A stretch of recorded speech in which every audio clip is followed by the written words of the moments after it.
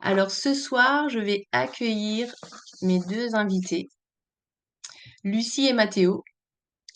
Voilà. Bonsoir à Lucie, bonsoir à Mathéo. Ça va? Ça va bien. Super. Ben, je vous laisse peut-être aussi vous présenter en quelques mots. Alors, je m'appelle Mathéo, j'ai 18 ans, donc je fais partie de la génération Z. Je terminais mon baccalauréat, donc mes études, l'année dernière. Et je me suis ensuite lancé dans une année de césure. Et actuellement, je suis en école de disciples sur Paris. Donc, j'ai pris un train ce matin, cet après-midi, pour venir en Alsace, en Alsace pour le webinaire. Eh bien, moi, je m'appelle Lucie, donc je suis la maman de Mathéo et j'ai une autre Gen Z aussi, donc le premier qui a 18 ans, la deuxième qui a 13 ans et j'ai encore un petit garçon de 6 ans. Je suis mariée avec Philippe depuis déjà 20 ans et je suis missionnaire en France. Je sers avec les Fabricants de joie. Les Fabricants de joie, c'est la branche enfance, jeunesse, famille de Jeunesse en mission, justement. Et je rêve de voir des départements famille dans toutes les églises de France et même plus loin, pourquoi pas. Super, merci beaucoup. Alors justement, parlons un petit peu de Famille de foi, qui organise des camps, des formations pour les familles en France. Est-ce qu'on peut peut-être en savoir un petit peu plus, Lucie, à ce moment-là? Oui, oui, oui. Alors, je vais passer la parole à Phébé qui connaît très bien le réseau Famille de foi pour nous en parler un peu plus précisément. Phébé, je te laisse la main. Salut Paula. Alors, Salut. Famille des fois, Famille des fois, c'est un réseau qui a été créé par les fabricants de joie il y a longtemps en Suisse, avec pour objectif d'équiper les familles, avec cette idée d'avoir comment dire, trois plans. Donc le IN, d'encourager les familles à se regrouper en équipe familiale, donc IN. Ensuite, de regarder à Dieu pour avoir les ressources dont elles ont besoin, donc UP. Pour ensuite se tourner vers l'extérieur et toucher d'autres familles ou d'autres personnes à travers de Dieu, donc le out. Et pour ce faire, on a créé plein d'outils. Donc il y a les camps famille, il y a les Jeff, il y a les webinaires, il y a les formations. Euh, et, euh, et voilà. Super Phébé, merci beaucoup. En tout cas, on parlera à la fin de ce webinaire des prochaines activités pour les familles qui auront lieu en France et aussi certainement près de chez vous.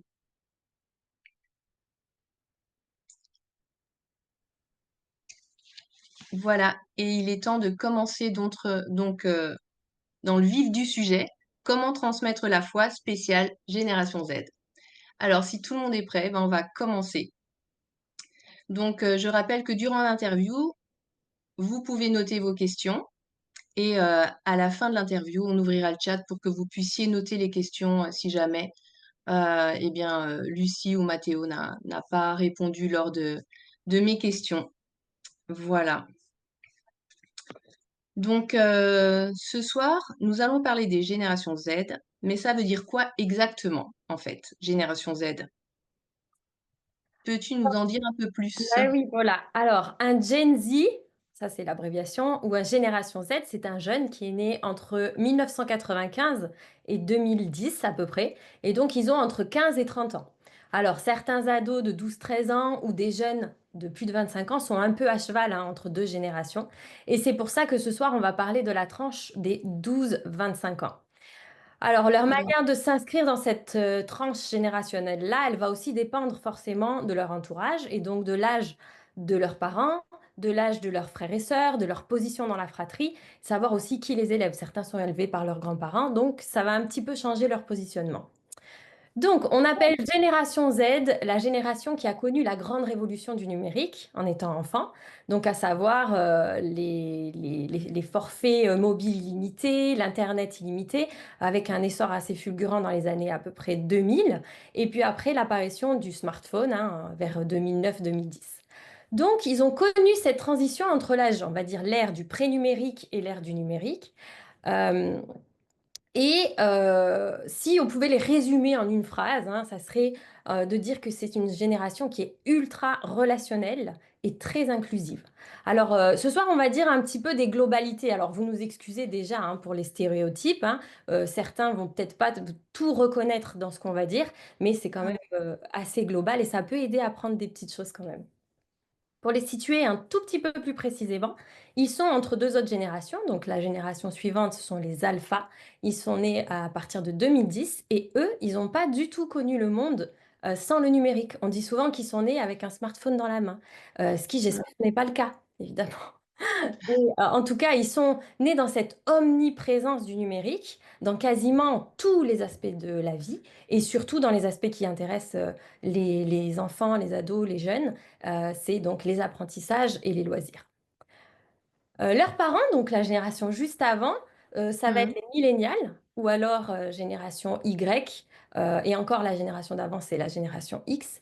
Et eux, on les qualifie plutôt d'entrepreneurs qui osent, courageux, ou de générations qui sont plutôt assez indépendants et très productifs dans le travail. Et puis pour finir, eh ben, on vient juste de passer le cap en janvier avec une nouvelle génération, la génération bêta, qui arrive et qui, elle, est reliée évidemment à l'expansion de l'intelligence artificielle et de forcément tous les environnements du numérique, mais cette fois-ci plutôt en immersif. Voilà un petit peu pour leur définition. Waouh, merci. Merci beaucoup, Lucie. Alors, une petite question pour toi, Mathéo. Qui sont les générations Z finalement? Quelles sont leurs forces, leurs défis aussi? Et qu'est-ce qu'ils ont de spécial? Ok, alors, on va commencer par les forces, le positif. Ouais. Euh, la première chose que je dirais, c'est que c'est une génération ultra ouverte dans tous les domaines, et en plus, qui a la possibilité d'être ouverte sur le monde entier. Avant, on naissait dans une ville, dans un village, et on pouvait Mhm. avoir des relations uniquement localement, ou pour ceux qui avaient la possibilité de bouger un peu, mais ça se limitait quand même au pays généralement. Et aujourd'hui, bah, c'est tout l'inverse. On a la possibilité très facilement d'être en relation avec le monde entier. Et c'est un grand avantage. Ça nous permet d'avoir accès à tout un tas de cultures, ça nous permet aussi bah, de voyager, d'avoir des informations. On peut savoir la météo de n'importe quel endroit dans le monde, on peut savoir ce qui se passe à peu près partout à la minute près. Mais on peut aussi avoir accès à différentes opinions, différents avis sur énormément de sujets. Et ça nous permet aussi d'apprendre. Il y a plein de choses sur Internet euh, par lesquelles on peut servir d'Internet pour apprendre un tas de choses et seul. C'est parfois plus rapide, on n'a pas besoin de se déplacer et on peut avoir un contenu très varié. Et tout ça, ça permet aussi d'ouvrir l'esprit. C'est une génération qui a une grande ouverture d'esprit parce qu'elle a accès à énormément de connaissances sur beaucoup de sujets. La deuxième chose que je pourrais dire, c'est que c'est une génération qui est audacieuse et ambitieuse. C'est une génération qui a pas du tout peur de prendre des risques, pardon. Elles osent tester des choses, entreprendre, explorer, et encore plus que ça, elles cherchent même à se lancer des défis, des grands objectifs, parfois un peu trop même.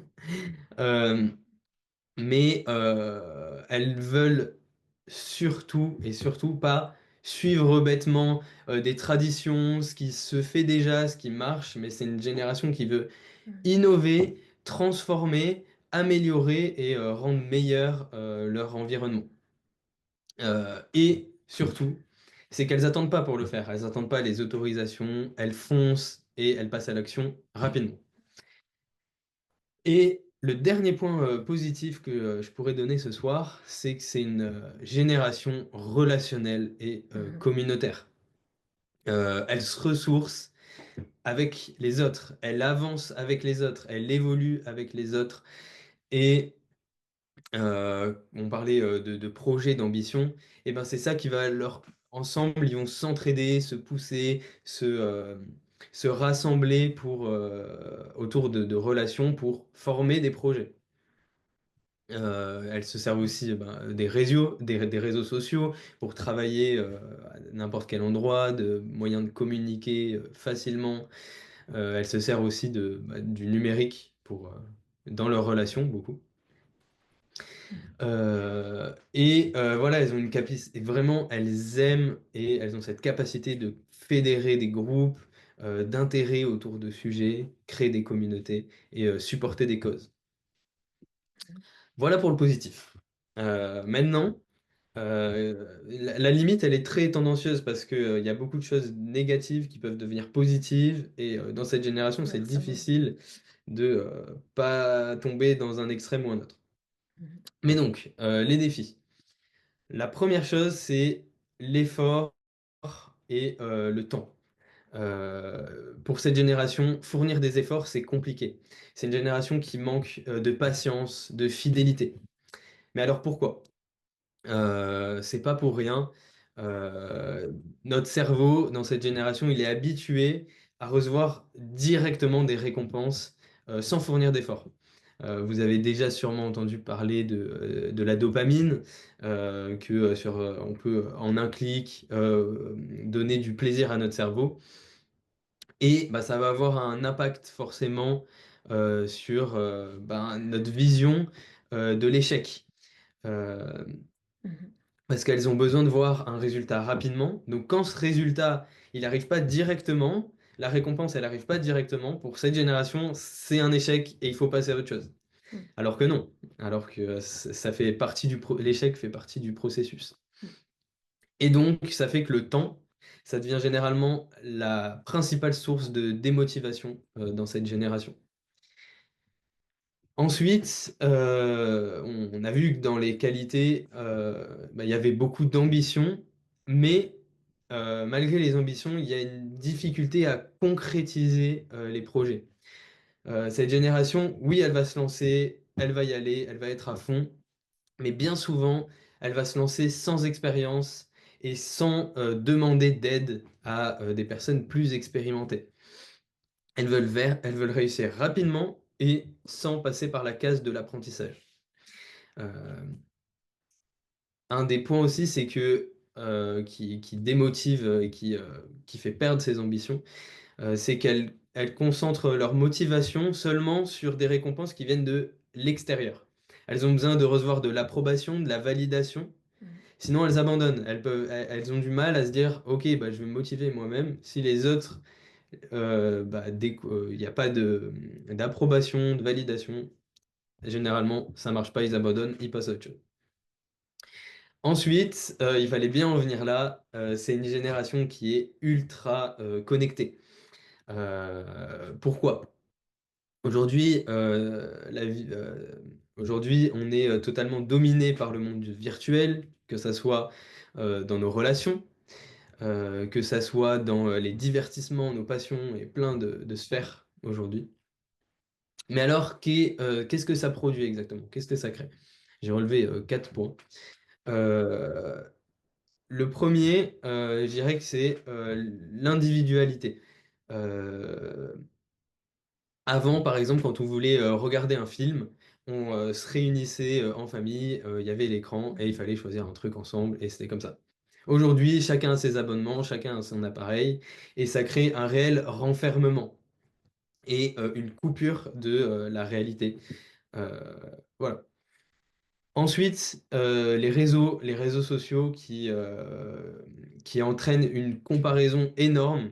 Alors, pour euh, la génération maintenant, les plus jeunes de la génération Z ont 15 ans. Donc ça commence à être, ils commencent à grandir et à devenir un peu plus vieux. Et le problème avant des réseaux sociaux, c'était beaucoup pas passer trop de temps, pas faire n'importe quoi. Aujourd'hui, le principal défi, je dirais que c'est de ne pas avoir de pression, pas avoir de comparaison. Énormément de jeunes se comparent énormément en voyant la vie d'autres, parce que voilà, c'est facile sur les réseaux. Ça, c'est mon troisième point, de cacher, de mentir et de faire ressortir que le bon et ce qui se passe de bien. Et ça crée totalement une illusion de la vie parfaite, alors que bah, la vie, c'est pas parfait. Euh, voilà, elle fuit aussi énormément la confrontation émotionnelle. Quand il va avoir un problème, bah, ils vont se dire, OK, ben, on va faire un message, ça sera plus facile. Et ça coupe, ça renferme encore plus et elles n'arrivent plus à exprimer après bah, leurs émotions, etc. Et le quatrième point, c'est la distraction. C'est un appareil qui est certes très utile pour beaucoup de choses, mais qui est un voleur de temps et qui nous fatigue énormément cognitivement. Euh, voilà. Et le dernier point, et un des gros défis aussi pour cette génération, c'est qu'elle vit une réelle crise identitaire. Aujourd'hui, on sait que on peut plus se repérer, on a du mal à se repérer dans l'identité, que ça soit dans le genre, intérieurement, sur ce qu'on pense, sur ce qu'on croit. Il y a tout qui est un peu flou, avec vu que oui, c'est cool, on a toutes les cultures, toutes les idées, toutes les opinions, mais il y a tellement de trucs qu'on ne sait plus où on est, on ne sait plus qui on est. Et ça, c'est un réel défi. Et au lieu de se concentrer sur soi-même et de réfléchir à bah, comment Dieu m'a créé, et quand on est chrétien, comment Dieu m'a créé, qu'est-ce qu'il a placé en moi, et ben souvent on va se définir par ce que les autres voient en nous et l'image qu'on dégage. Mhm. Parce que cette génération, c'est une génération qui va être attirée non pas par le contenu et la richesse d'un contenu, mais surtout par le charisme, l'éloquence, la prestance des personnes, la manière dont elles s'expriment, mais non pas forcément sur la qualité et ce qui est dit ou Intérieur. ce qui est transmis. Voilà pour moi, pour les facilités et les difficultés de la génération Z. Merci Mathéo, c'est vraiment très très intéressant. Ben, Lucie, j'ai une question pour toi. Tu nous as déjà parlé lors des précédents webinaires. D'ailleurs, il y a le lien pour ceux qui n'ont pas pu suivre sur l'importance du regard qu'on pose sur les enfants et la jeune génération en général, hein, de la vision qu'on a d'eux. Alors, j'aimerais bien savoir comment est-ce que toi tu vois en fait la génération Z. Alors déjà, je dirais les coins dans lesquels j'essaye de pas aller, c'est les visions un petit peu extrêmes. Alors pour la société, c'est la génération perdue, ils sont toujours sur leurs écrans, il n'y a plus de sources d'énergie sur Terre, il y a la pollution, il y a le réchauffement climatique, la politique, ça part en live. En tout cas, c'est le désespoir et puis c'est la peur de ce qui va se passer demain. Et à côté de ça, on a parfois un discours qui est plus le discours de l'Église, souvent, et puis ça, c'est pas que pour cette génération, puisque moi-même, j'ai entendu ça des tas de fois quand j'étais jeune, c'est vous êtes la génération du réveil, c'est vous. Et ça crée aussi une pression monstrueuse qui fait que aussi en avançant dans le temps, et ben, quand tu te rends compte que bah, le réveil, il vient pas, tu commences à culpabiliser, à te demander si tu es vraiment dans la foi, et puis à perdre confiance en toi et en Dieu dans ce que tu vis dans ta foi. Donc du coup, quand je les regarde, je me dis, essaye au maximum de rester humble et de te dire que c'est Dieu qui est le maître du temps et de l'histoire, et qu'en vrai, ben, on ne sait pas ce qu'ils vont avoir à vivre. Et puis franchement, là, il y a quelques années, qui aurait imaginé, par exemple, la crise du Covid? Personne aurait anticipé ça. Et je crois d'ailleurs que cette crise, elle a eu beaucoup plus d'effets qu'on imagine quand on parle avec les jeunes et qu'on leur demande un peu leur lecture du monde, comment ils ont vécu les choses. Ils parlent vraiment beaucoup de cette période-là. Et avec, pourquoi? Bah, parce qu'il y a eu de l'incertitude, ils ont eu le besoin de s'adapter, leur rapport à l'école, à la famille, à l'argent, au mode de vie et même à l'Église a énormément changé avec vraiment un retentissement vraiment exponentiel du coup de la vie virtuelle. Il y a l'accès à la vie sociale, environnementale, aux libertés, tout ça qui a été restreint. Et quand on regarde aujourd'hui, eh ben, ce sont les grandes causes qui sont défendues par les jeunes. Et je crois que du coup, Dieu les prépare en fait à ce qu'ils vont avoir à vivre, mais nous, on ne comprend pas toujours tout. Et des fois, quand on ne comprend pas, on a l'impression que c'est mauvais, que c'est pas bon, comment qu'il fonctionne. Et en fait, ben non, il ne faut pas qu'on dise on ne comprend pas, c'est mauvais. Ça, c'est important euh, de bien y penser. J'essaye aussi de ne pas poser un regard de jugement sur eux et de comprendre pourquoi est-ce qu'ils agissent de telle ou telle manière. Je donne deux exemples. On dit qu'ils ont du mal avec la notion d'engagement. Et c'est vrai. Mais est-ce qu'on n'oublie pas que, eh ben, en fait, c'est la génération qui a connu le plus haut taux de divorce en France depuis 1950. Le taux de divorce est d'ailleurs en baisse depuis 2010. Et donc qui a eu son lot de familles recomposées, monoparentales, et un besoin quand même d'appartenance qui a été mis à mal. Puis là, je parle de la famille, mais ça peut être à un groupe, et puis ça peut être aussi à l'église. Moi personnellement, quand mes 2 Gen Z là, ils étaient petits, on s'est engagés dans 2 églises locales et les 2, on a vécu des divisions terribles, dont une des églises d'ailleurs qui a fermé. Je crois que c'est des choses que, nos Gen Z, ils ont vécues étant petits et qui les ont vraiment marqués, en fait. Donc, le divorce, les divisions, tout ce qui est séparation comme ça, les jeunes, ils en veulent pas, en fait. Ça a été douloureux pour eux. Ils ont vu que ça a été douloureux pour leurs parents. Bah, résultat, avant que ça dérape, bah, ils zappent. Next. Suivant quoi. Ou alors, bah, ils s'engagent pas, carrément. Au moins, on évite toute source de problème.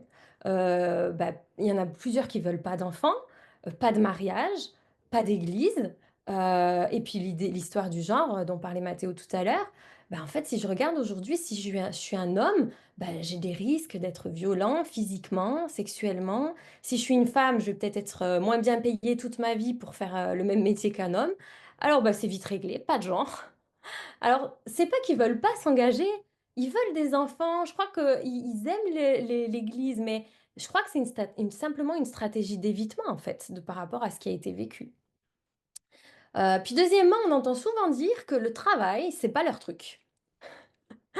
Mais en fait, quand on réfléchit aux générations juste avant, la mienne ou celle encore avant, eh ben nous, on nous a dit, il faut que tu aies des diplômes, il faut que tu travailles longtemps à l'école pour pouvoir faire un métier passion, parce que nous, on a travaillé toute notre vie, on a fait un truc qui nous plaisait pas. Enfin, du coup, on est devenu un peu carriériste quand même. On avait une pression de réussite assez forte sur notre travail, et donc forcément, il y a d'autres aspects comme la famille, tout ça, qui en ont pâti. Et nos Gen Z, ils ont gardé cette volonté de réussir qui est très forte chez eux, mais par contre, eux, ils ont bazardé l'aspect effort, en fait. Donc, c'est sans effort. Alors, c'est lié à certaines choses aussi. Je crois que la notion du travail, elle a aussi changé avec l'évolution de la société, le numérique. On nous a fait miroiter que avec le numérique, tout allait être plus simple, qu'on allait aller plus vite pour tout, que ça allait être plus facile. Résultat, ben, il y a du travail, il est partout. Il est à l'entrée de l'hôpital quand on doit passer aux admissions, il est à la caisse, il est, je ne sais pas si vous, pour les plus anciens, vous vous rappelez, hein, on avait un pompiste qui nous mettait le carburant. Maintenant, il n'y a plus de pompiste qui nous met le carburant, c'est nous qu'on le fait tout seul. Il y a les espaces numériques de travail, les professeurs peuvent envoyer du travail aux élèves même pendant les vacances. Donc le travail, c'est plus quelque chose qui est sectorisé à un moment, à un lieu, à une seule carrière. Donc je crois que c'est pas que nos Gen Z veulent pas travailler, c'est qu'ils ont besoin de redéfinir qu'est-ce que ça veut dire le travail et qu'ils veulent protéger leur vie relationnelle et personnelle en fait. Donc moi, si je devais résumer, je dirais que les Gen Z, je les vois comme une génération qui a vraiment manqué de repères et qui est en recherche d'un sens profond, qui a envie de réparer juste le monde entier et qui sont extrêmement, vraiment très motivés pour le faire. Merci beaucoup, Lucie, pour ce regard sur la génération Z. Ben, écoute, j'ai encore une petite question pour toi. Euh, Là, je parle plus à la maman. Qu'est-ce que tu trouves compliqué, donc voilà, ou au contraire plus facile dans la transmission de la foi avec tes, tes enfants qui sont dans cette tranche d'âge, en fait? Voilà. Oui, je vois. Donc, je dirais qu'il y a plusieurs points qui sont compliqués. C'est que déjà, tout est trop long avec eux. Donc, le fait de prendre du temps dans la présence de Dieu, persévérer dans la prière, attendre une réponse de Dieu avant de démarrer, la patience dans l'épreuve, tout ça, c'est des notions que on les perd assez vite avec ça, hein. Et je crois que ce qui est plus difficile pour moi, c'est de les voir se prendre le mur des fois quand ils vont trop vite. Ça, c'est vraiment compliqué. Euh, Puis je crois que de manière générale aussi, ce qui est pas évident, c'est que nous, on arrive avec une foi où on a un seul Dieu, il y a un seul chemin. Et pour un Gen Z à qui on présente tellement de philosophies de vie, de spiritualité différentes, qui a accès à tellement de choses à ce niveau-là. Niveau spirituel, c'est pas évident d'être sur une seule chose comme ça. Alors, on ne changera pas ça pour autant, hein, mais c'est juste dire, c'est pas évident de leur communiquer ça, je trouve. Puis dans le même état d'esprit, ils sont habitués à être assez multitâches. Donc, c'est pas simple quand il faut leur faire comprendre qu'il y a un temps pour tout. Qu'ils peuvent pas faire leur temps de culte perso et scroller sur leur téléphone en même temps, ou bien faire leur toilette du matin pendant qu'on est en train de prendre un temps de prière en famille, ça marche pas. Et souvent, j'ai le sentiment qu'ils sont présents physiquement, mais ailleurs en fait, toujours avec plusieurs pages ouvertes dans leur tête en fait. Ça, c'est pas simple non plus. Puis aussi, quand on les reprend ou qu'on sent que Dieu veut les reprendre sur quelque chose, j'ai pas l'impression qu'ils tirent toujours tout le bénéfice de la leçon. Ils passent vite à autre chose. Il y a un peu un effet zapping qui fait que j'ai l'impression qu'un obstacle, ça se transforme pas toujours en opportunité pour progresser. Ils ont tendance à contourner. Et du coup, il manque un peu la teneur de ce que peut apprendre une épreuve dans la vie. J'ai l'impression qu'ils n'acceptent pas trop que la croissance spirituelle, c'est un processus. Et donc, souvent, on doit s'arrêter avec eux, traduire ce qui est en train de se passer dans les situations, les encourager, que c'est pas la fin du monde, que Dieu les a pas abandonnés, et déterminer les choses un peu avec eux. Puis jauger aussi, jauger là où ils en sont réellement avec Dieu, concrètement. Ils ont accès à plein d'infos sur Dieu, beaucoup de musique chrétienne, beaucoup de bonnes prédications, etc. Et c'est super, hein. Mais des fois, je crois qu'ils pensent connaître Dieu. Et puis quand on les entend parler, nous, on se dit, mais oui, en fait, ils connaissent Dieu. Mais en fait, ils répètent juste ce qu'ils ont entendu. C'est des infos, mais ils connaissent pas vraiment Dieu. Puis on s'en aperçoit quand ils vont avoir certaines réactions ou quand ils vont faire certains choix. On dit, ça colle pas, en fait. Et on sent à ce moment-là que c'est resté quand même superficiel et qu'il n'y a pas quelque chose de personnel qui a été expérimenté. Donc parfois, ils savent des choses sur Dieu, mais ils connaissent pas assez profondément. Euh, Puis ouais, ce flou dont parlait Mathéo tout à l'heure aussi sur leur identité, mais là, leur identité vraiment en Christ, en fait.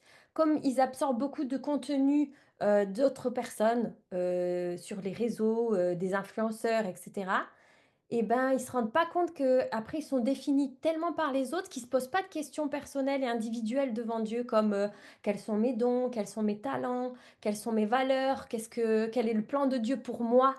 Et puis, il faut leur poser beaucoup de questions pour savoir si vraiment ce qu'ils disent d'eux-mêmes et ce qu'ils disent sur leur vie, sur Dieu, ça vient de leur réflexion personnelle, ça vient de Dieu, ou bien est-ce que ça vient simplement des influences qui se sont appropriées en fait complètement inconsciemment. Bon, après, il y a des choses que je trouve plus faciles quand même avec eux et qui sont très chouettes.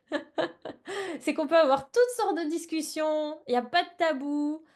Et puis quand on leur explique, comme ils sont très inclusifs, quand on leur explique un point de vue qui n'est pas forcément le leur sur quelque chose, ils peuvent l'entendre en fait, sont ouverts à l'entendre. Et du coup, ils apprennent énormément de choses sur la foi simplement en discutant. Et puis j'ai envie de dire, ça c'est super parce que ce soit pour des parents ou pour des responsables d'ados et de jeunes, c'est simple de discuter. Juste de discuter, c'est simple. Ils sont très ouverts à ça. Puis prendre des responsabilités dans l'église aussi, faire des projets, ça leur fait pas peur. Et puis, nous, je me rappelle à l'époque, fallait que tu ailles voir ton pasteur, c'était: «Oh, qu'est-ce qu'il va me dire? Comment je vais être reçue, et tout». Et puis tu avais un peu peur, quoi. Et puis eux, en fait, ils ont pas du tout peur, en fait. Des responsables, des gens plus matures, tout ça, ça leur fait pas peur d'aller avec leurs projets. Je trouve ça bien de cette audace-là. Et encore, ouais, s'ils ont je dirais qu'ils sont facilement imprégnables aussi. Et puis s'ils ont des personnes qui sont vraiment passionnées autour d'eux, ils vont facilement suivre le mouvement et se laisser imprégner, hein. Ils n'aiment pas la demi-mesure. Ils sont vraiment capables d'aller loin. Mais quand il y a justement la motivation, la passion, et ben là, tout à coup, ils sont capables de travailler dur, de persévérer, tout ça, ça ne le dérange plus. Et je crois que ça va bien avec ce que le Seigneur nous dit, hein, soit froid ou soit bouillant, mais soit pas tiède. Alors les Gen Z nous aident à aller plus loin là-dedans. Et puis moi, ils m'aident aussi parce que ils vont facilement vers les autres en fait. Ils ont vraiment pas peur de s'afficher, de parler de leur foi, ça les dérange pas. ils partagent là-dessus facilement. Et puis moi, je me rappelle, quand j'étais plus jeune, on me disait, fais attention, parle pas aux inconnus, etc. Et comme eux, ils ont plein de systèmes de communauté déjà pour covoiturer ou bien pour rencontrer des inconnus et aller faire des sports collectifs ensemble, ça les dérange pas comme ils sont là-dedans, ben moi, ça m'aide dans cet aspect-là. Ce que je trouve simple aussi, c'est que quand on est dans un aspect relationnel et communautaire dans le vécu de la foi et qu'on est inscrit dans ça, bah, c'est facile pour eux de développer leur foi.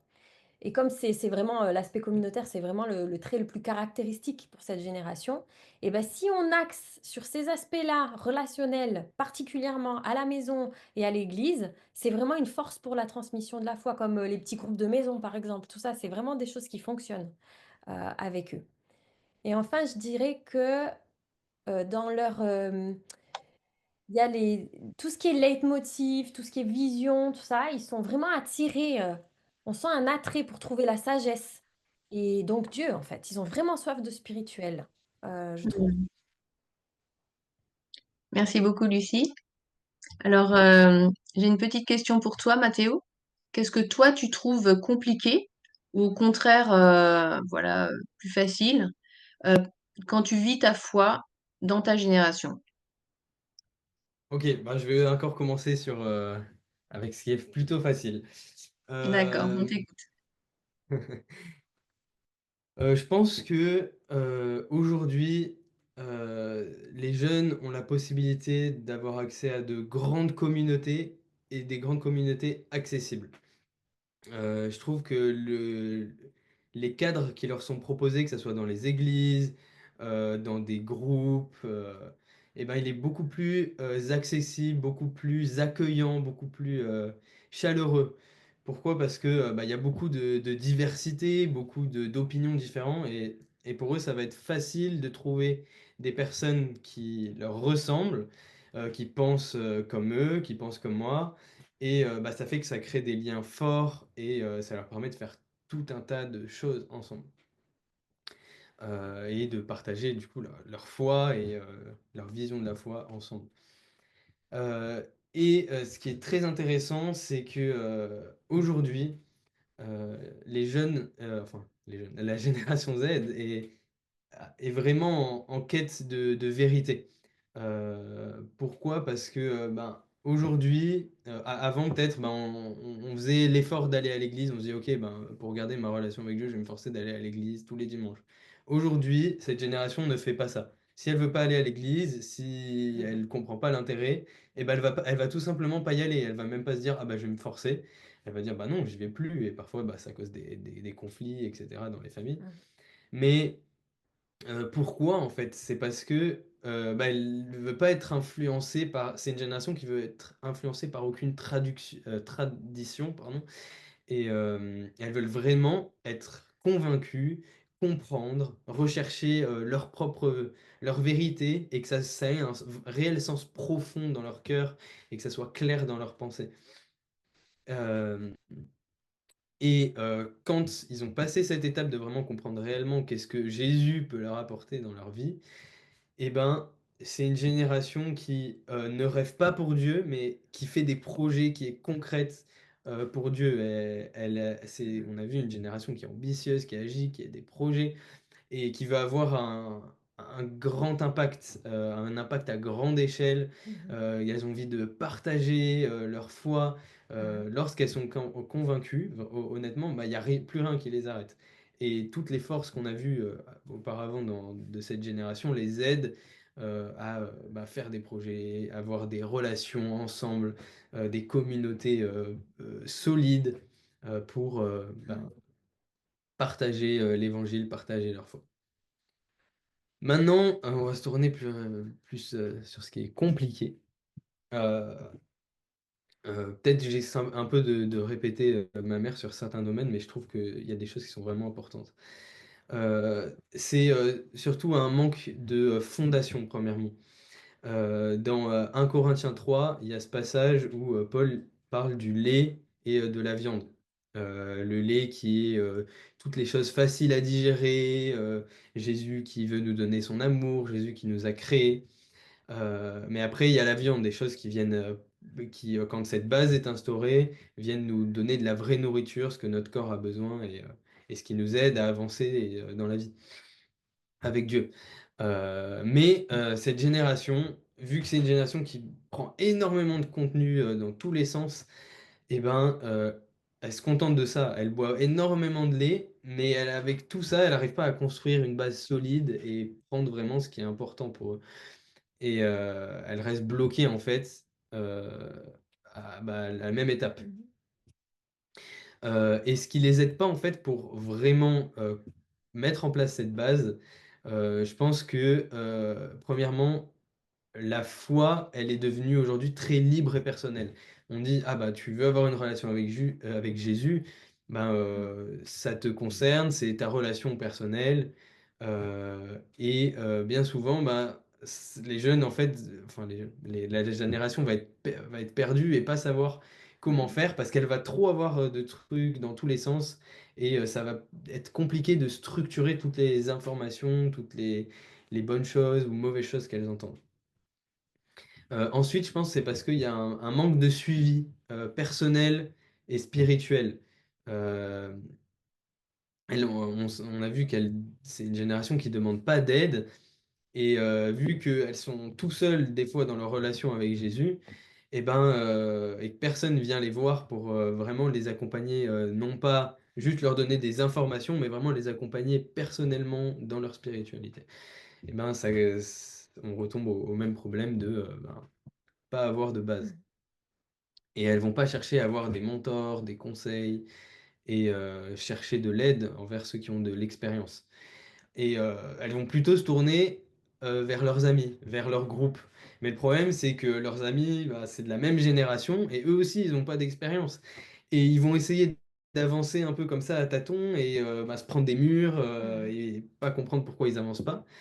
Alors qu'ils ont besoin, on a besoin des générations, on a besoin d'autres personnes et pas que se concentrer et se renfermer sur notre groupe d'amis avec lequel on s'entend bien, avec lequel on essaye d'avancer.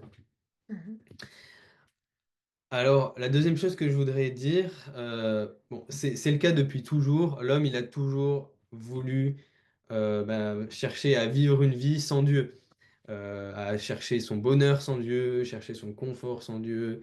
Et aujourd'hui, ben, on est arrivé là où voilà, on a des immeubles, on a de quoi se faire soigner, de quoi manger, etc. C'est pas une mauvaise chose, mais c'est en Dieu qu'on trouve notre bonheur. Et dans cette société, particulièrement pour cette génération, elles ont facilement accès à un pseudo-bonheur, un bonheur sans Dieu, un bonheur qui est faux. En fait, ça les rend malheureux, ça les rend vides, mais ils se contentent de ça. Et, et c'est parce que le monde et la société leur poussent à consommer beaucoup de contenu. Et c'est difficile du coup d'aller à contre-courant, de dire ok, moi je vais être différent, je vais faire ça, parce qu'en fait c'est tellement facile et c'est tellement répandu euh, qu'elles ont du mal à passer le pas et nager à contre-courant. Elles ont aussi besoin d'être constamment stimulées, constamment besoin de ressentir. Et quand la foi, souvent, elle semble trop plate, qu'il n'y a pas d'émotion, ils décrochent parce qu'ils sont isolés et parce qu'il n'y a personne pour les aider dans ces moments-là. Alors que la foi, justement, c'est avancer sans voir. Et c'est savoir que Dieu, il est toujours avec nous, peu importe les circonstances. Et ma mère en a déjà parlé, mais je trouve que c'est le truc, la chose la plus importante dans cette génération, le plus gros défi, en tout cas, je trouve, c'est qu'on est face à une génération qui se connaît pas du tout intérieurement. Je l'ai déjà dit avant, mais elle se concentre vraiment sur sur ce que les autres vont dire, sur ce qu'ils vont dégager physiquement, donc par ce qui sort de leur bouche, mais par leur apparence, mais pas, ils se préoccupent pas de ce qui se passe à l'intérieur, de qui ils sont, comment Dieu les a créés. Et on sait que quand on trouve notre identité en Christ, c'est là que il sort de bonnes choses de nous, c'est là qu'on trouve le bonheur. Et en fait, ils vont se tourner bien souvent vers la foi, non pas pour apprendre à trouver des solutions à leurs problèmes, mais juste pour déculpabiliser, pour se sentir un peu mieux. Parce que la foi, elle est souvent basée seulement sur le bien-être et ils ne cherchent pas à utiliser la foi pour changer et être Mm. transformés intérieurement. Mhm. Merci Mathéo, c'est vraiment intéressant. Euh, Lucie, j'ai une petite question pour toi. Parfois, en fait, on se sent complètement en décalage avec leur fonctionnement, mais aussi leur approche de Dieu, de la foi. Et finalement, c'est tellement différent de la nôtre, ou comment on la vit.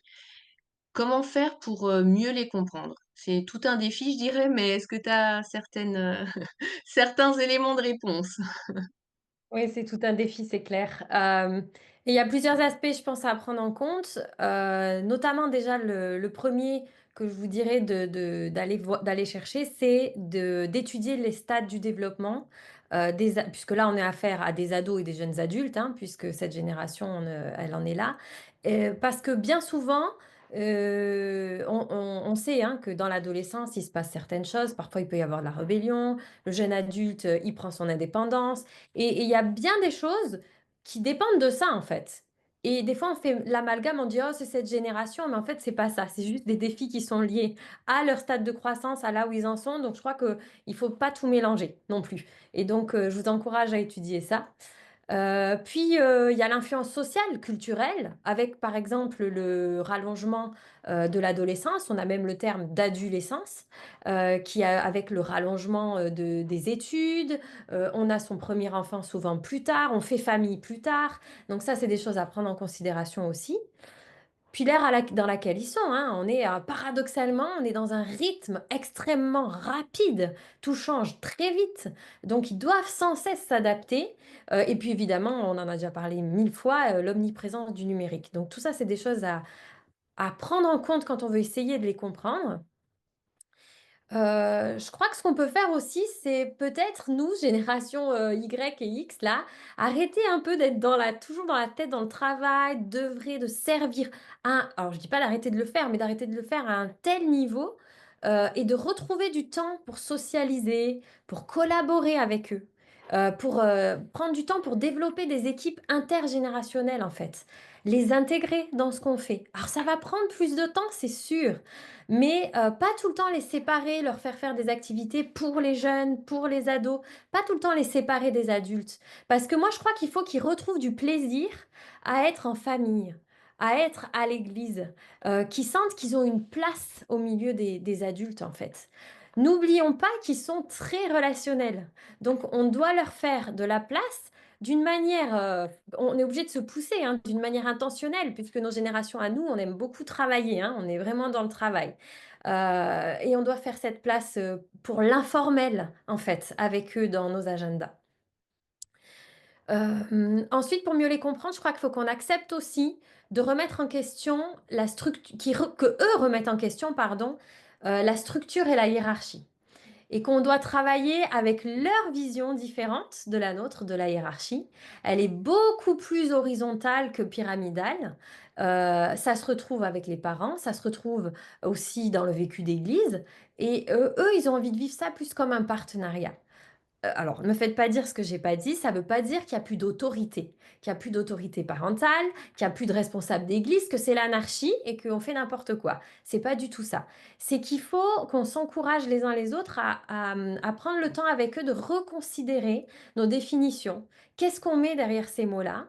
Il y a un verset d'ailleurs qui me parle beaucoup en ce moment par rapport à ça, c'est le verset de Malachie qui dit: Il ramènera le cœur des pères vers les fils et le cœur des fils vers les pères. Et je crois que là, ça parle des parents avec les enfants, donc on parle dans la famille, mais ça parle aussi des anciens avec les plus jeunes.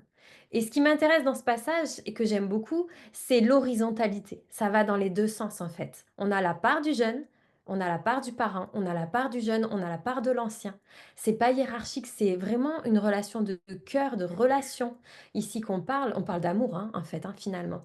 Et je crois que avec tous les antécédents et toutes les cassures qu'il y a eu avec les figures d'autorité, il est nécessaire qu'on replace cette base de confiance dans la manière dont on interagit avec eux quand on est une autorité, que ce soit à la maison ou dans l'église. Alors bien sûr, selon leur niveau de maturité, selon leur envie, on ne les pousse pas à faire des choses qu'ils n'ont pas envie, hein.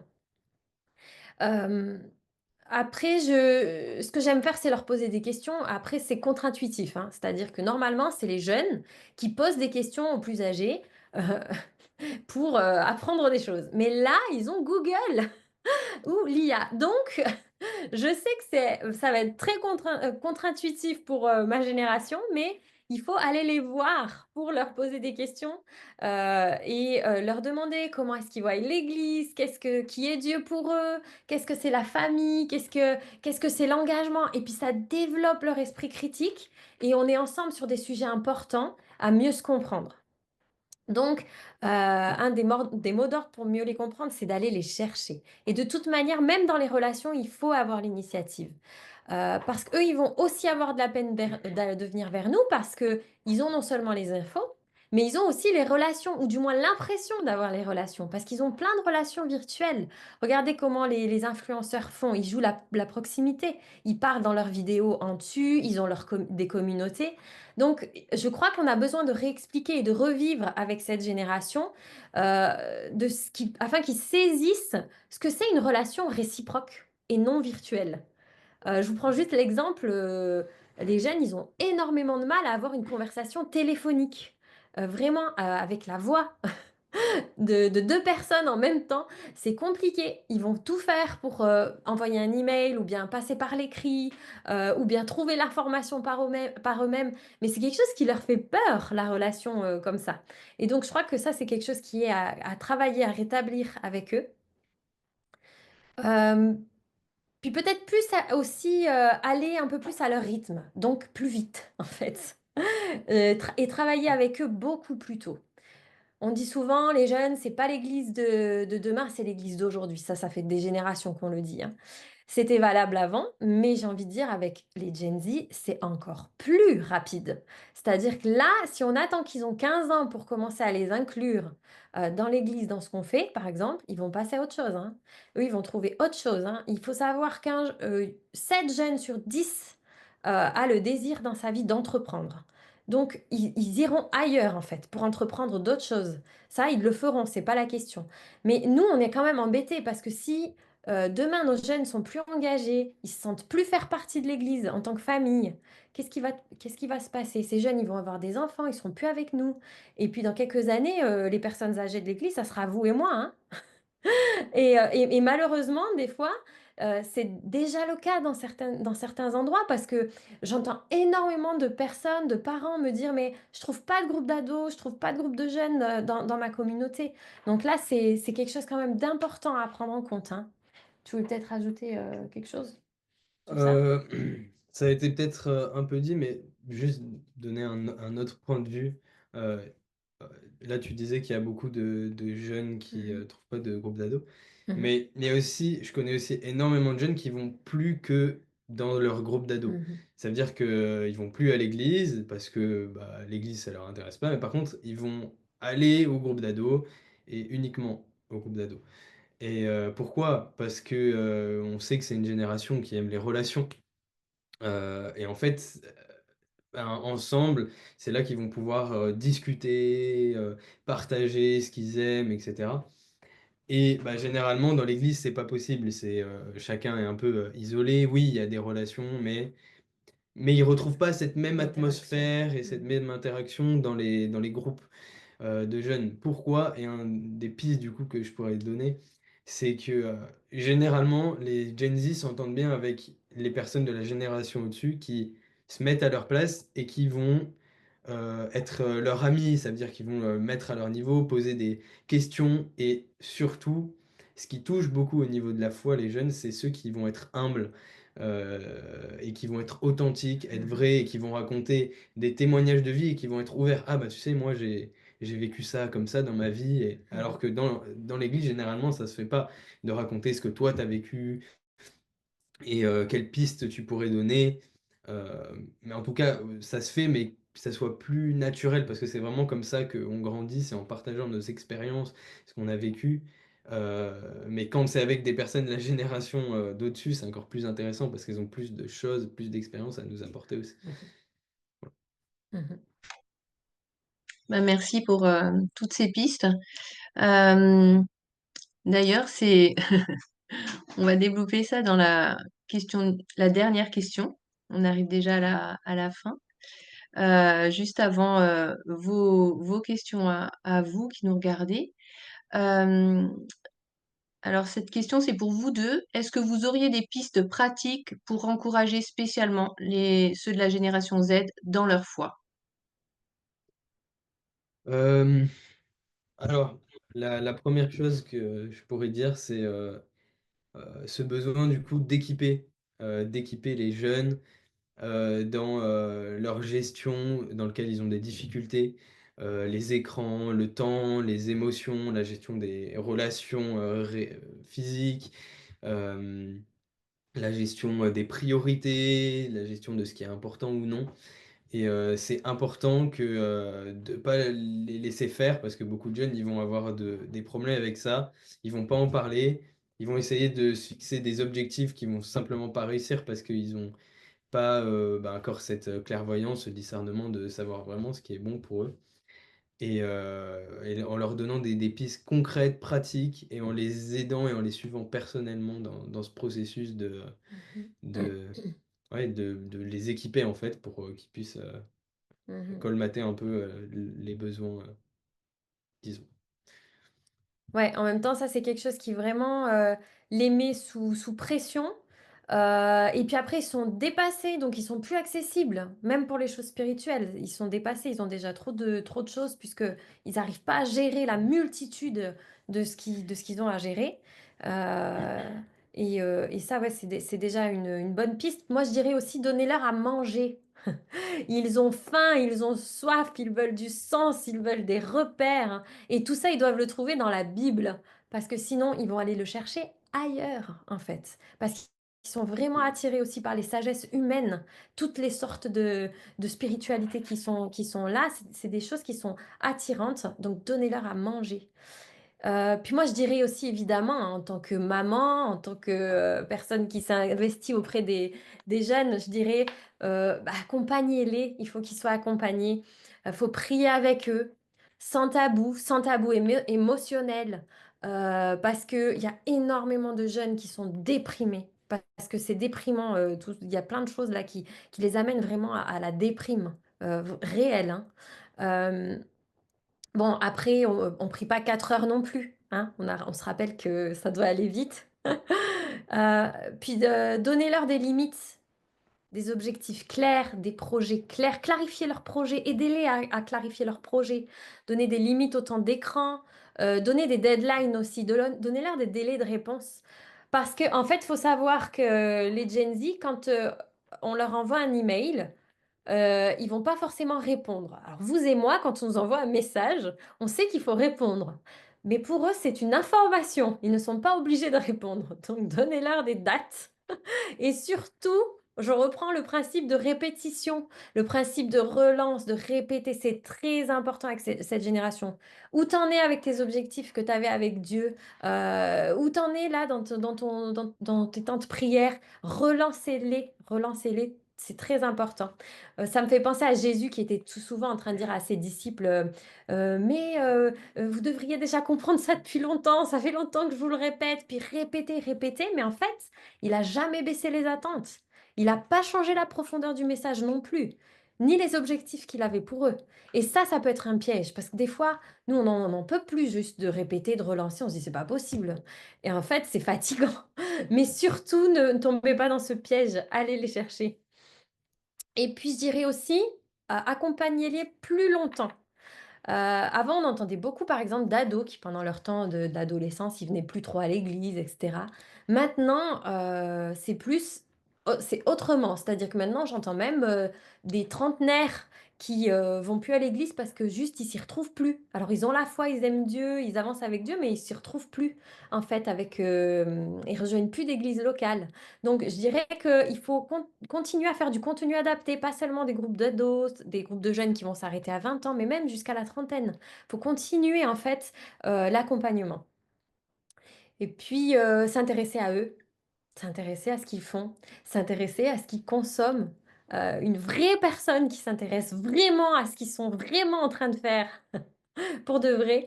Qu'est-ce qu'ils regardent, qu'est-ce qu'ils écoutent, qui ils suivent, quelles sont leurs relations.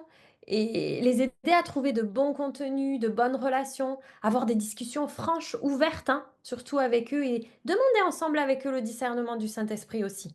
Dans ces choses-là, dans l'aide à la prise de décision, au choix, parce qu'il y en a tellement de choix devant eux. Il faut les aider là-dedans aussi, à se concentrer aussi. Par exemple, euh, la présence physique, des fois, ça peut aider. Je pense par exemple, un ado qui fait ses devoirs. Des fois, c'est plus intéressant presque qu'il fasse dans le salon et que vous soyez à côté pour éviter qu'il soit distrait par d'autres choses. Juste la présence physique ou une main qui se pose sur eux, dire voilà, je suis là, ça, hop, ça recanalise, ça recentre. Essayez de bannir le multitâche au plus possible. Ne loupez pas le coche non plus, parce que si vous posez une question, c'est maintenant en fait, hein. Sinon, ils vont vite passer à autre chose. La question, c'est fini, ils vous la reposeront pas en fait, hein. Faut être, faut être direct là. Et puis, je dirais encore avoir la foi, une foi qui est fidèle, qui les lâche pas. Ça se confond pas avec l'ambition, hein, parce que de l'ambition, il n'y a pas de souci, ils en ont. Ça, il n'y a pas de souci. D'ailleurs, ils peuvent confondre hein, la foi et l'ambition. L'ambition, il faut leur expliquer, c'est tout ce qui est dans le faire, dans les compétences. Mais la foi, c'est plus qui ils sont en Christ, en fait. Et je crois qu'avoir la foi, c'est pour eux, c'est continuer à avoir des attentes sur eux, leur donner de l'espoir, même s'ils échouent, continuer d'investir en eux. Ils ont besoin de voir qu'on est fidèle. Ils ont besoin de ça.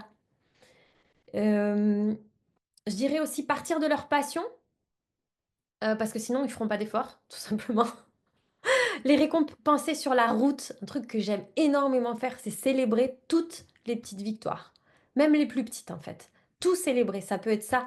Ils ont l'habitude, hein, avec les jeux vidéo, tout ça, avec les réseaux, il y a beaucoup de, comment t'appelles ça? Des systèmes de récompense. Voilà, il y a beaucoup comment aussi c'est un nom. Il y a beaucoup de récompenses comme ça. Et moi, je me dis, mais la Bible nous dit de célébrer les victoires. Il y a beaucoup de cette notion-là dans la Bible. Il faut que on l'utilise comment dire, pour jalonner un peu leur vie. Parce que comme il y a beaucoup d'échecs aussi, comme ils ont aussi beaucoup d'échecs, ils ne voient pas forcément ces petites victoires-là. Ils ne les voient pas. Ils passent à côté et c'est important de les célébrer. Je dirais aussi leur redonner accès à la réflexion profonde, mettre de la profondeur dans les échanges. Ils ont besoin, ils savent pas comment faire. Ils savent vraiment pas comment faire. Mais il faut leur redonner cet accès. Moi, par exemple, il y a une question que j'aime trop leur poser en groupe. C'est quand la dernière fois que Dieu t'a parlé et qu'est-ce qu'il t'a dit? Si c'est partageable, hein, bien sûr, on fait attention avec qui on est, tout ça. Et là, on va tout de suite dans une discussion profonde. Ça va permettre de faire ressortir des choses. Il faut pas, faut oser, faut y aller avec eux. Faut pas hésiter. Qu'est-ce qu'on peut dire d'autre? Leur faire de la place en créant des espaces de rencontres physiques pour rompre leur isolement. Leur donner des structures, mais pas des structures comme on l'entend, des structures plutôt relationnelles, émotionnelles, parce que eux, ils aiment mettre les relations en premier. Et franchement, ça marche. Même quand il n'y a pas forcément de programme, ils aiment bien chiller un peu, hein, comme on dit. Et il n'y a pas forcément besoin de programme. Et vous verrez, ça marche, juste les relations. Euh, Accepter aussi leur côté autodidacte, comme Mathéo en parlait tout à l'heure. Ils ont besoin vraiment de l'espace, de temps pour travailler efficacement. Pourquoi? Je vous donne simplement un exemple. Un ado, il a un exposé à faire. Moi, j'étais ado, j'avais un exposé à faire. J'allais à la bibliothèque du coin. Il y avait 3 livres au maximum qui en parlaient. C'était vite vu. J'avais pas 300 000 tonnes de contenu. Eux, juste pour choisir le thème de l'exposé et savoir qu'est-ce qu'ils vont mettre comme point dedans, il y en a pour 3 jours en fait. Parce qu'ils sont dans les méandres d'Internet et c'est hyper chronophage et c'est fatigant en fait. Donc il faut vraiment leur laisser le temps et l'espace pour travailler. Et puis leur laisser du temps, notre temps, pour les aider à construire leur identité. Ne vous laissez pas avoir par l'impression qu'ils vous donnent de maturité. Parce que des fois, ils dégagent tellement de maturité, mais c'est parce que c'est des choses qu'ils ont entendues. On dirait qu'ils n'ont pas besoin de nous, ils savent déjà tellement de choses, mais en fait, c'est juste une impression. Donc, donnez-leur du temps pour les aider à construire leur identité à eux. Encore d'autres choses. Euh, un des trucs qui est super intéressant aussi, c'est de pouvoir... euh, oui, c'est bien de vivre, beaucoup de jeunes vivent des moments forts dans la louange, écoutent des enseignements. Mais peu de fois, les jeunes de cette génération, ils ont été confrontés à faire des expériences vraiment concrètes de foi, où ils ont Mhm. besoin de... et on a besoin de les pousser à faire d'autres expériences que juste écouter, juste recevoir, mais de vraiment être acteur et de savoir, ok, bah, comment je vais pouvoir mettre en pratique ce que j'ai fait, comment je vais pouvoir concrètement bah, faire brûler la foi qui est à l'intérieur de moi. Mhm. Et pour ça, bah, c'est super important déjà de montrer l'exemple, de montrer que bah, voilà moi ce que j'ai acquis en tant que génération d'au-dessus, voilà ce que moi j'ai acquis et comment je vais pouvoir bah, mettre à ton niveau, te transmettre des compétences et te montrer que ça vaut le coup de faire ces efforts, de utiliser concrètement sa foi et pas juste de la laisser vivre. Euh, Et ouais, les expériences, elles doivent être partagées. Et les jeunes, ils sont vraiment en recherche de ça, bah, dans leur communauté, avec vivre des expériences ensemble, parce que généralement, c'est ça qui vont les souder, et pas juste de faire des projets, de vivre des expériences ensemble, des expériences de foi, des expériences de relations où Jésus est au centre. Et Mhm. en tant peut-être que génération d'au-dessus, euh, bah, vous pouvez être cet exemple Expérience. enfin, je sais pas comment vraiment le dire, mais Jésus qui est là et d'apporter vous, votre foi, vous, comment vous avez expérimenté Jésus, comment vous Mhm. pouvez dans cette génération montrer l'exemple, être un Mhm. exemple de foi et de montrer comment concrètement la vivre. Mhm. Ouais, ça peut être simplement des rencontres organisées entre des personnes plus âgées et des personnes plus jeunes où on va avoir des témoignages ou alors une expertise qui va être apportée. Et je crois que vraiment asseoir et nourrir particulièrement ces aspects communautaires et relationnels dans le vécu d'église particulièrement, c'est vraiment une priorité. Et puis pour les expériences concrètes, on vous présentera le camp Nico tout à l'heure dans les annonces. C'est un bon camp pour ça, hein, Mathéo, tu confirmes. Un bon moyen d'expérimenter sa foi. Euh, je dirais aussi leur faire confiance, en fait. Les impliquer dans le service. Croyez en eux vraiment. Ils sont pas trop jeunes, en fait. Hmm. Euh, L'inactivité, ça va les amener peut-être vers des addictions, vers de la dépression. Ils vont pas trouver leur place, ils vont être mal dans leur peau. C'est important qu'ils trouvent leur place dans leur famille, dans l'église et qu'ils s'impliquent avec vous. Bientôt, il y aura la convention pour l'enfance à la porte ouverte, là, au mois de mai prochain. Bah, Hmm. si vous êtes impliqué là-dedans et que vous avez des jeunes qui le sont, même s'ils ont que 12 ans, venez avec eux. Venez pas seuls. C'est avec eux qu'on veut construire aussi. Amenez-les Hmm. avec vous. Hein. Je crois qu'ils ont besoin de croire à nouveau en la pertinence de la famille, de l'Église, leur donner l'espoir en fait que c'est possible. Et je crois que, comme Mathéo disait tout à l'heure, pour ça, il faut vraiment remettre et rétablir au cœur des relations l'authenticité et la transparence. Donc, pour moi, faire témoigner des personnes sur leur vécu familial, par exemple, réel, Hmm. vécu de foi réel, avec les côtés qui sont plus sombres. Comment vous en êtes sortis? Je crois que c'est important qu'ils entendent ça. Parents, parler de vos erreurs de jeunesse. Hmm. Ça permet de rendre la foi plus accessible, hein, et deux, plus soutenante. C'est-à-dire qu'à un moment donné, quand le jeune, il aura vraiment quelque chose, il vous aura entendu parler de ça, et ben, il viendra vous voir, il viendra vous chercher. Et établissez des relations comme ça de parents spirituels, en fait, où ils vont pouvoir échanger avec vous sur ces choses-là. Mmh. Ça va encore Ouais, quelque le, chose? le dernier truc que je peux te dire, c'est qu'on l'a vu que les jeunes, ils aiment faire des projets, que ce soit dans l'église, dans leur communauté. Et qui peut être concret, c'est de vraiment laisser et faire ressentir le sentiment de liberté. Vous êtes libre, vous avez la porte ouverte à faire vos projets. Et nous, en tant que génération d'au-dessus, on va vous faire confiance, on va vous Mhm, montrer qu'on est mhm, avec vous. Et pas être fermé, mais vous dire, OK, ben là, on vous laisse ce matériel, on va vous accompagner, on va peut-être même vous financer, vous soutenir, on va vous mhm, accompagner spirituellement, on va être peut-être des soutiens pour vous, mais on va aussi être des modèles et des exemples. mhm, Et leur faire comprendre aussi ce qui est vraiment important, dans quelle sphère ils peuvent impacter, dans quelle sphère plutôt ils peuvent oui, ils soutiennent interagir. peut-être des fois des choses qui n'ont pas vraiment de sens et vous pouvez être, ben voilà, comment dans cette sphère tu vas pouvoir intervenir en tant que jeune et qu'est-ce que tu vas pouvoir amener Mhm, par bah, ta génération, qui vous êtes. mhm. Merci. Merci pour toutes ces pistes. C'est sûr, c'est défiant, mais je crois que je retiens vraiment le mot relation, ce côté aussi intentionnel d'aller vers l'autre. Et c'est vrai que ben on voit chez les petits, enfin les enfants, il y a ce côté où on est derrière parce qu'il y a aussi cette autonomie. Et quelquefois, ben on voit nos jeunes qui grandissent et qui sont autonomes et on se dit ben c'est bon en fait. Mais en fait non. Ils attendent d'autres choses et je pense que ce soir on l'a bien compris et je vous remercie. Et on va peut-être laisser encore quelques minutes pour les questions, si vous en avez, que vous pouvez poser voilà, à Lucie et à Mathéo. J'en ai déjà une là dans le chat que je peux vous lire.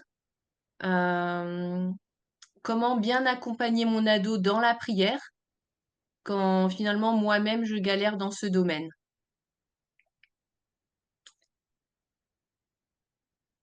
Je vais répondre.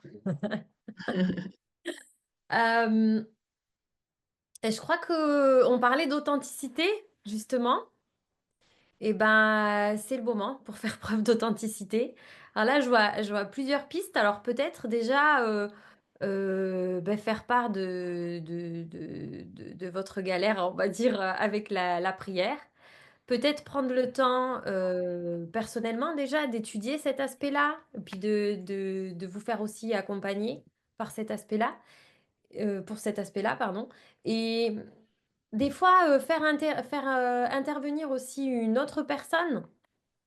Partager, par exemple, avec un petit groupe ou avec Hmm. juste une, deux ou trois autres personnes, des gens qui sont vraiment intercesseurs, qui aiment la prière, que c'est vraiment, entre guillemets, leur truc de prier et de prendre du temps pour ça, et qui ont le temps. Et ça pourrait être quelque chose qui vous motive déjà vous, et qui pourrait peut-être motiver aussi votre ado à prendre le temps avec vous, parce que des fois, quand on fait intervenir d'autres personnes, les ados, ça les motive déjà un peu plus aussi.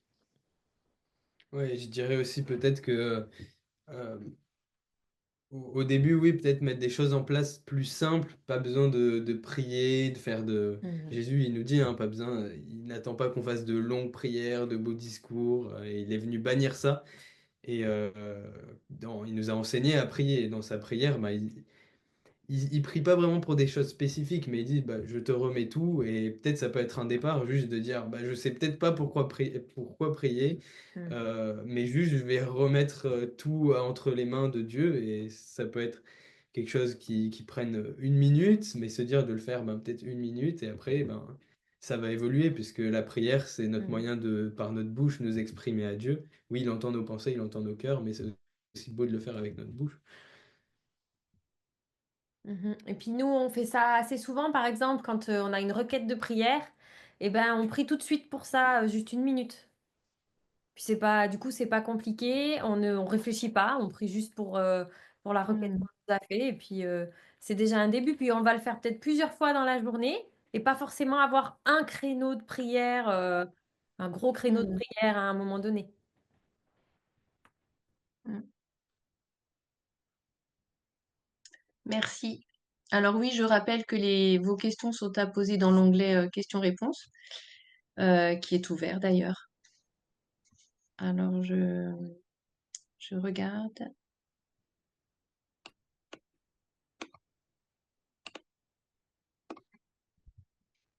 Alors pour l'instant, il n'y a pas d'autres questions. L'onglet est en bas de votre écran.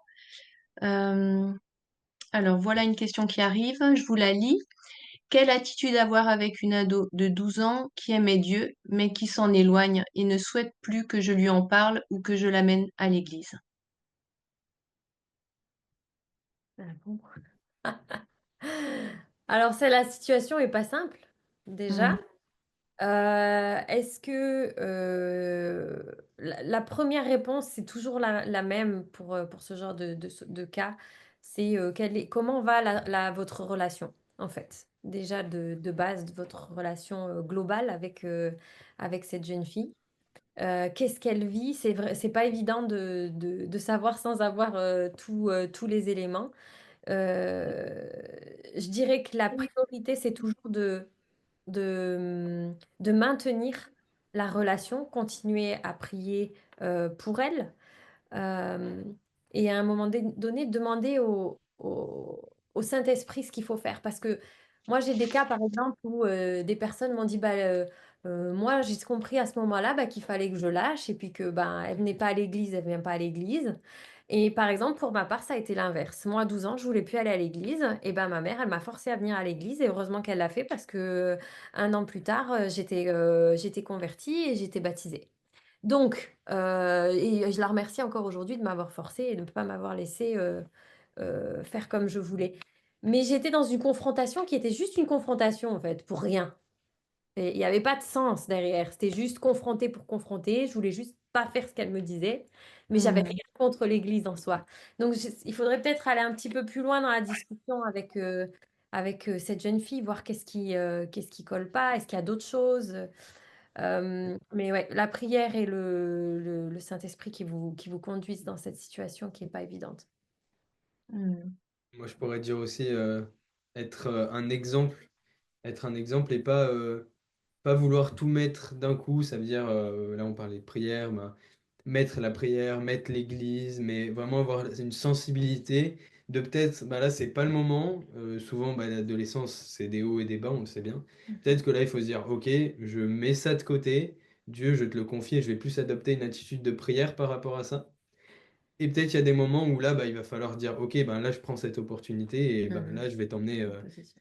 viens avec moi à l'église. Et peut-être qu'en construisant une sensibilité au Saint-Esprit Mhm. dans les différentes phases et les différentes émotions, Mhm. ben, ça peut amener à du résultat.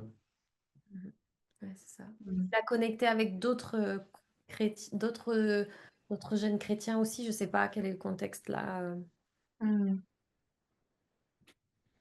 Merci. Alors, il y a une autre question. Est-ce que la génération Z arrive à rester dans une église locale, C'est une très bonne question. à votre avis? C'est, c'est un vaste chantier. Je crois qu'on est même plus. Ouais, c'est déjà la génération Z.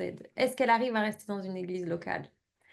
Pour, pour moi, hein, je ne veux pas aller trop loin, mais je pense que il faut une sorte de réforme de l'église locale parce que ça dépend. Il y a tellement de choses différentes aujourd'hui qu'on peut mettre derrière l'église locale.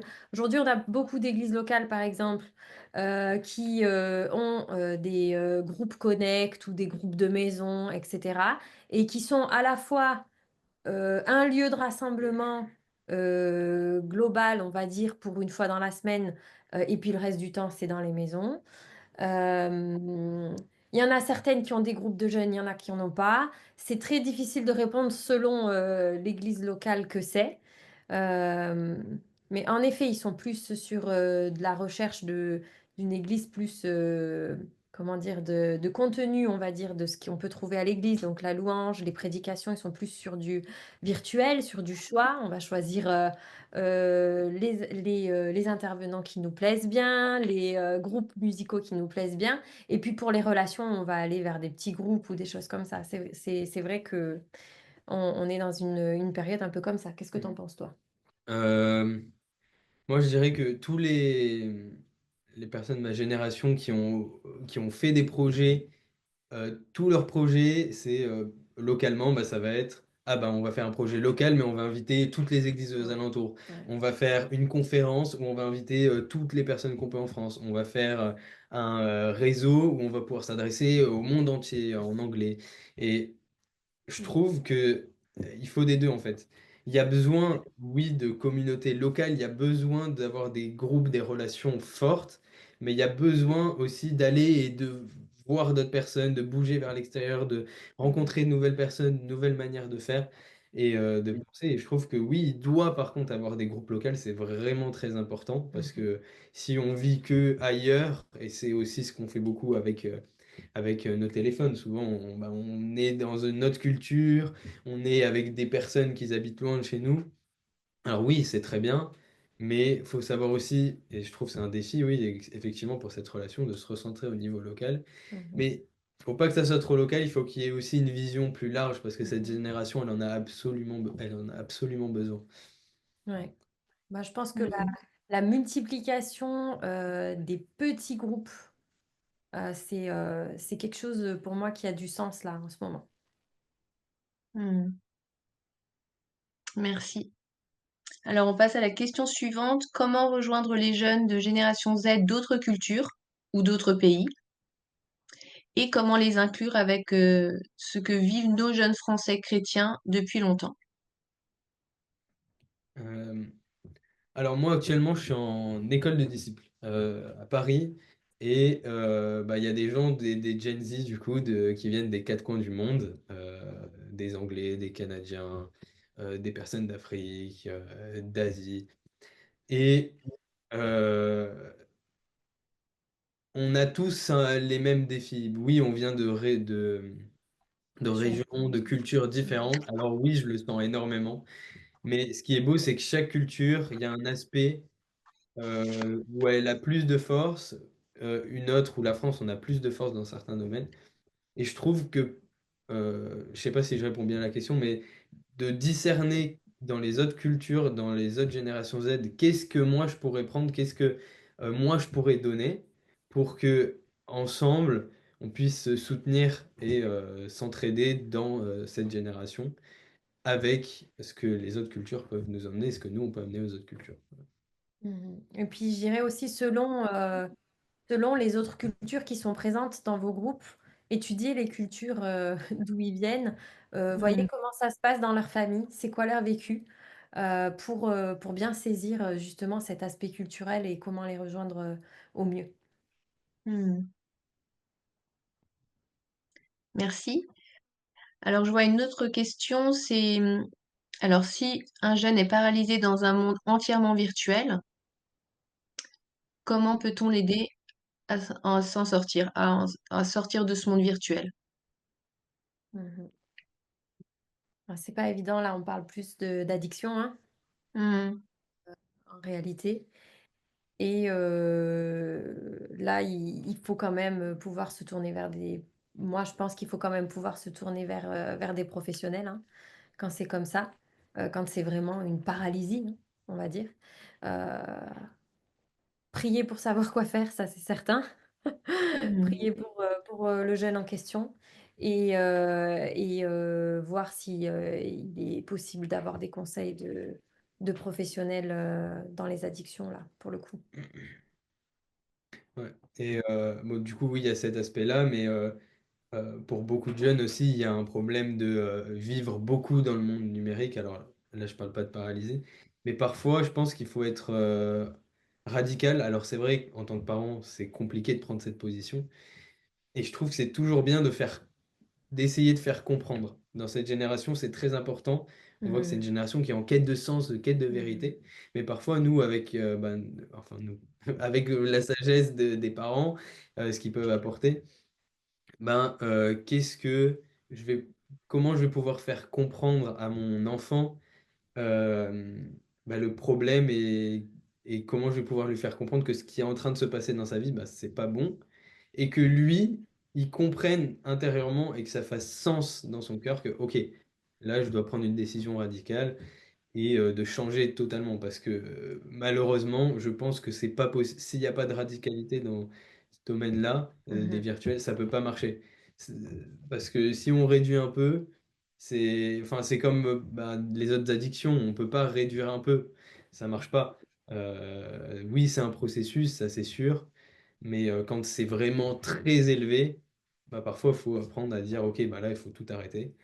Mais c'est délicat, c'est délicat. Oui, des fois le déclic peut être aussi, je sais pas à quel niveau c'est, hein, mais des fois le déclic ça peut être aussi de dire aux jeunes, bah viens, on va faire une semaine de vacances par exemple, tout seul, déconnecté. Vous déconnectez vous aussi en tant qu'adulte, déconnectez Mm. tout le monde et faire une semaine comme ça. Puis ça peut faire déclencher une prise de conscience, des discussions, ou bien faire encore intervenir un autre jeune du même âge, mais qui n'a pas cette relation-là au virtuel et qui peut faire prendre conscience à ce jeune de ce qui est en train de se passer, en fait. Juste le déclic.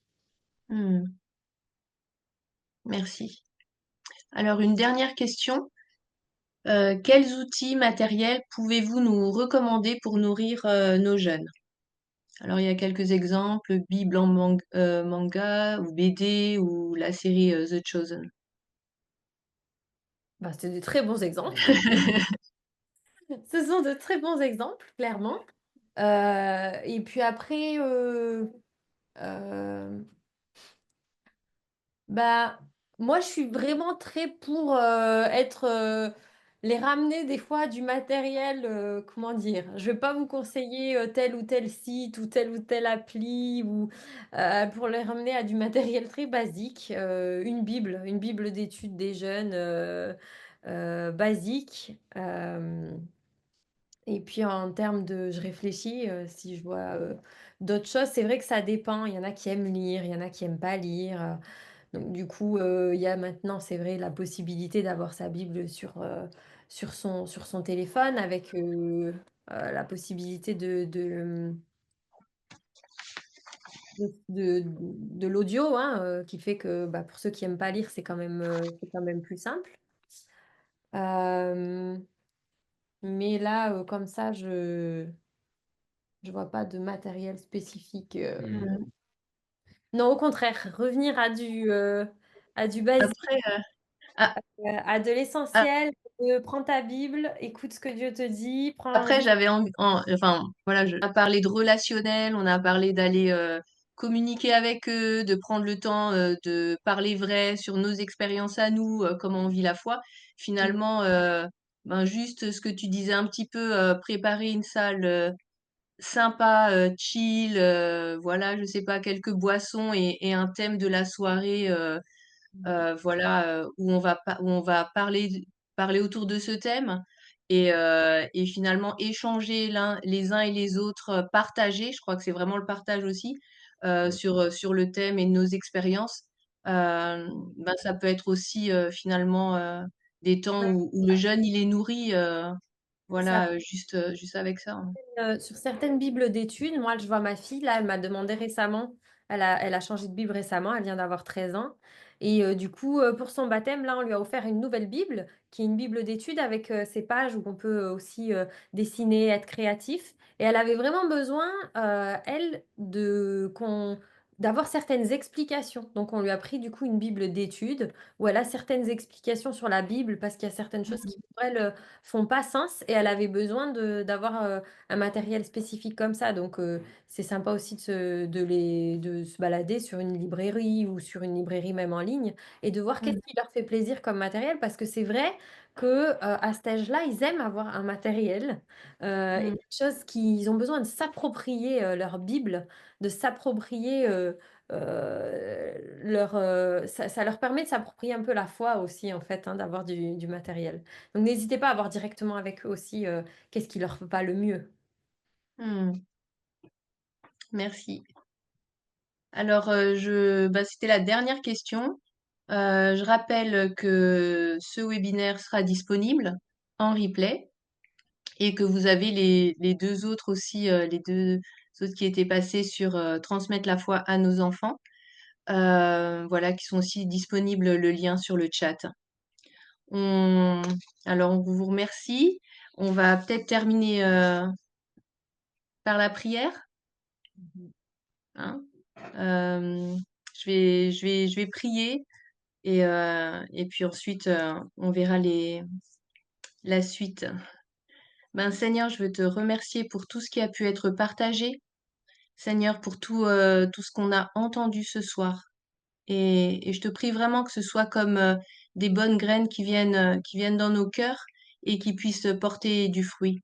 Merci, Saint-Esprit, de nous conduire, de nous aider à mettre aussi en pratique ce qu'on a pu entendre eh bien, dans nos familles, mais aussi au service des jeunes, Seigneur, qui sont dans nos églises.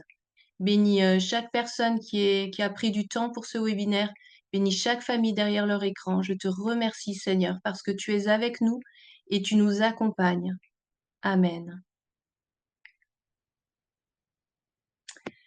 Alors, je veux aussi remercier Jean, qu'on n'a pas vu, mais qui était à la technique, Phébé, Lucie et Mathéo.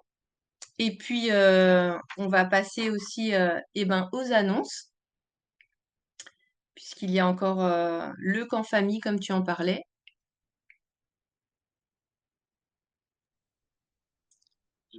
Oui, salut, c'est moi. Tu peux mettre le PowerPoint, ouais. Alors, le camp famille qui aura lieu en France, il est déjà complet et les familles qui prennent encore contact sont déjà sur liste d'attente. Donc, malheureusement, pour cette année, en France, ce ne sera pas possible. Mais tout n'est pas fini puisqu'il y a encore ce qu'on appelle des journées encouragement famille, des Jeff, j'en parlais tout à l'heure, qui auront lieu en France, plutôt dans le sud, en tout cas cette année. En Alsace, il y en aura à partir du mois de novembre. Donc là, on a deux journées encouragement famille qui auront lieu. Une le 5 avril à Nîmes, merci, et une le 3 mai à Saint-Martin-d'Air. Donc c'est les deux dans le sud, mais voilà, on encourage les familles qui sont dans le coin, ou même si certaines veulent faire un peu de route, ça vaut la peine de vivre ces journées en famille. Ça rejoint vraiment le camp famille, hein, on peut dire des micro-camps famille, c'est le temps d'une journée. Donc n'hésitez pas à vous inscrire. Et les infos sont sur le site des Fabricants de Joie. Vous avez les liens hein, dans le chat de tout ce qu'on est en train de vous annoncer. Donc ça, c'est pour les Jeff. Je sais pas si tu continues.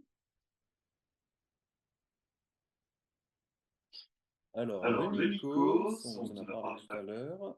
C'est une expérience qui est réservée pour toute personne qui souhaite développer son leadership et la compétence de travailler en équipe avec des gens en présence autour de soi, et qui a aussi à cœur de vouloir repousser ses limites, à vouloir découvrir peut-être certaines de ces limites qui n'existent pas aussi. Et donc on a un camp qui va avoir lieu du 14 au 18 avril, ici en Alsace. Rendez-vous se fera à Guebwiller.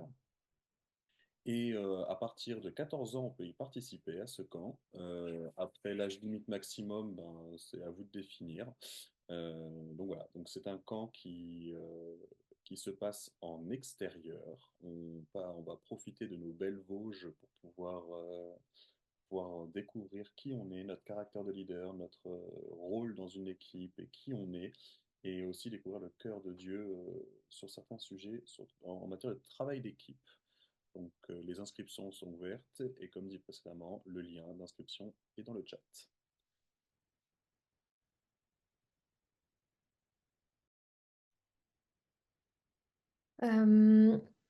Je voulais aussi vous parler d'une formation que je donne sur les stades du développement de l'enfant. Là, c'est pour le stade prénatal à 5 ans. C'est une formation qui permet d'ouvrir un espace de dialogue entre les parents et l'Église, le temps d'un week-end, et ça permet d'établir un véritable projet précis pour être vraiment plus pertinent dans la manière d'accompagner les enfants et peut-être nos Gen Z qui sont déjà de jeunes parents, hein, dans votre contexte à vous. Je prépare une année où j'aimerais tourner dans les églises en France et en francophonie pour cela prochainement, donc n'hésitez pas à me contacter si vous voulez faire partie de mes points de passage. Et puis au-delà de ça, je suis depuis peu coach de vie et je suis là pour accompagner les responsables de jeunes, les parents dans des situations spécifiques. Donc n'hésitez pas à me contacter. Normalement, vous devrez avoir mon email dans le chat.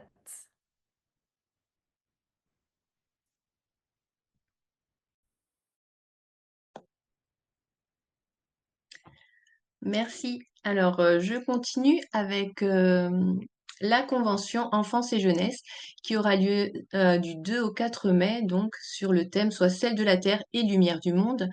Vous aurez toutes les informations sur le site de la Porte Ouverte, euh, voilà, de Mulhouse. Donc, le lien est dans le chat aussi.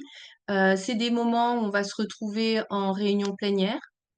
Voilà, des temps de louange, des temps, voilà, d'encouragement dans la parole de Dieu, mais aussi des ateliers et il y a une vingtaine d'ateliers, des intervenants qui viennent, d'un peu partout, donc n'hésitez pas à aller voir et à vous inscrire si vous êtes intéressés. Et comme le disait Lucie, si vous avez des jeunes qui ont envie de servir, dans votre église, qui ont envie d'en savoir plus, emmenez-les avec vous. Voilà, il y a pas de limite, au niveau de l'âge, et s'ils sont motivés, voilà, ils pourront s'inscrire. Et puis, il y a The Rencontre et les inscriptions sont ouvertes depuis aujourd'hui. Il y a déjà pas mal d'inscrits, mais si là aussi vos jeunes sont intéressés, c'est du 7 au 9 juin, la porte ouverte. Et les inscriptions sont sur le site de therencontre.com. Voilà. Par contre, si vos jeunes sont intéressés, dépêchez-vous parce que les places sont vraiment limitées et partent vite. Voilà.